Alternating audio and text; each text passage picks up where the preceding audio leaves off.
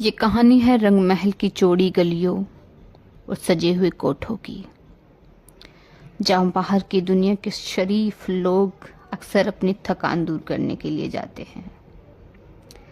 सबीर जो पहले कभी यहाँ नहीं आया था, एक शहर के एक कोने में बसा रंग महल, जिसे लोग तवायफों का कोठा कहते हैं।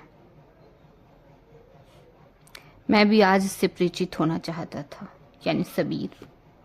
वो गलियां और वो कोठे ऐसे सजे थे मानो कोई मेला लगा हो, मानो बारात बस दरवाजे पर खड़ी है और दुल्हन आने वाली है।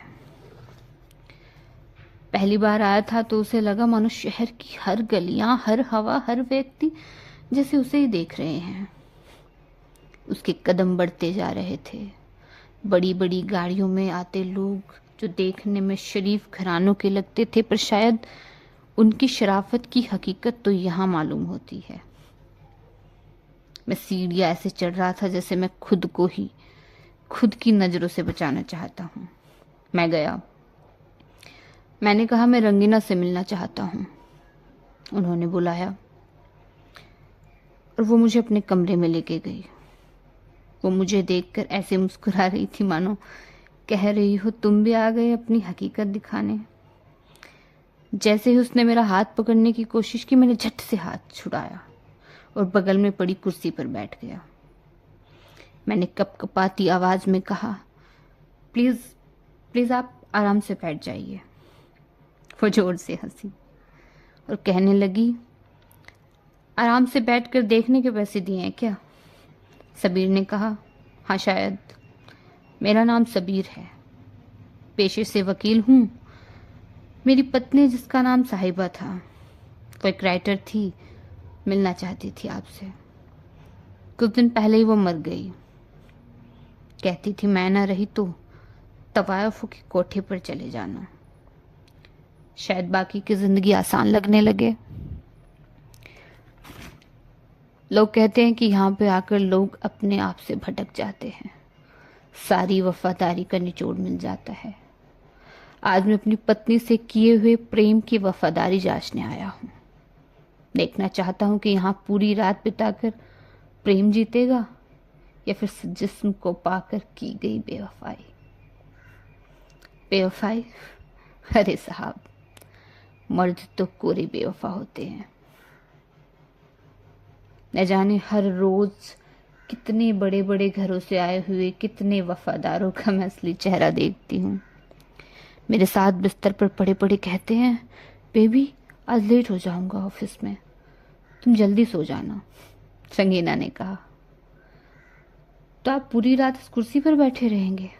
जी हाँ, मैं आपकी वो कहानी सुनना चाहता हूँ जो इस रंगीना नाम के पीछे छुपी हुई है। अरे बाबू, तवायफों की कहानी कहाँ होती है? हमारे तो बस कोठे होते हैं।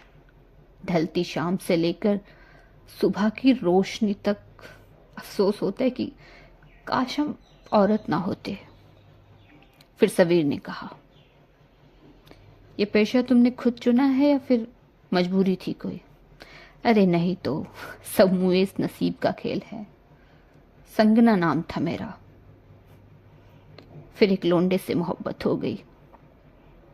मेरे पिता दफ्तर में काम करते थे, एक अच्छा रिश्ता आया तो शादी तय कर दी। मैं कहीं और शादी करना चाहती थी, जिससे करना चाहती थी उसके साथ भाग आई थी। उम्र महज 17 साल की थी, मोहब्बत पर यकीन करके घर से भागी थी। उसने तोहफे में कोठा दिया। साला हरामी। यहाँ से भागी तो देखा कि बाहर हर आदमी खाना चाहता है। फिर सोचा बिक तो गई ही हूँ, अब कौन अपनाएगा। फिर यहीं आ गई। कम से कम खाने को रोटी और रहने को मकान तो मिल जाएगा। अब लुटना तो वैसे भी है और वैसे भी। मैं सुनने वाली हर लड़की से कहूँगी, माँ बाप कभी आपका बुरा नहीं चाहते। उनका निर्णय गलत हो सकता है, पर उनकी भावना कभी गलत नहीं हो सकती। वो हमेशा अपनी औलाद का भला ही चाहते हैं। महबूब तो जिंदगी के हर मोड़ पर मिलेंगे, जितने चाहोगी उतने मिलेंगे। सब तुम्हारी इस धमकती पाक किरदार को नापाक बनाने वाले मिलेंगे। पर माँ बाप जिंदगी में सिर्फ एक ही बार मिलते हैं। उन्हें भी छोड़कर भाग आओगी तो नसीब तुम्हें वहां ले जाकर मारेगा जहां पूरी उम्र नीलाम होती रहोगी और खरीदार बदलते रहेंगे। पूरी रात वो अपनी कहानी सुनाती रही और मैं सुनता रहा। सुबह कब हुई पता ही नहीं चला। जब मैं चलने लगा तो उसने मेरे पैर छुए और कहा, अगर हर मर्द आपकी तरह होते तो हर औरत सीता होती, फिर ना ही कोठे होते और ना औरत के नाम पर कलंक हम तवायफे होती। दुनिया के लोग इस कोठे को कोठा बनाते हैं और मजबूर करते हैं हम जैसी औरतों को यहाँ रहने पर। ये कहानी थी एक तवायफ की। ये गहरा सच है एक औरत का। एक तवायफ भी एक औरत होती है। Thank you.